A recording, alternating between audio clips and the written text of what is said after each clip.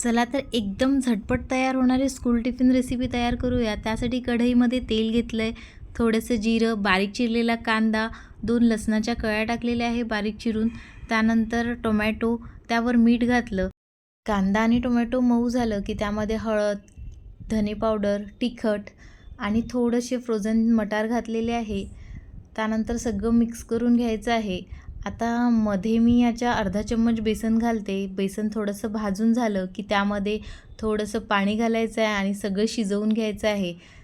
त्यानंतर इथे मी पनीर घेतलं आहे आणि जाड्या किसणीने पनीर हे किसून घ्यायचं आहे आपल्याला, म्हणजे छान मोकळं किसल्या जाणार। त्यानंतर या मसाल्यामध्ये हे पनीर मिक्स करायचं आहे। थोडंसं पाणी घेतलं आणि एक उकळी काढून घेतली। वरून थोडासा गरम मसाला, कोथिंबीर, भुर्जीसोबत करायचे आहे पराठे। अशा सोप्या रेसिपीसाठी व्हिडिओला लाईक करा, चॅनलला सबस्क्राईब करा।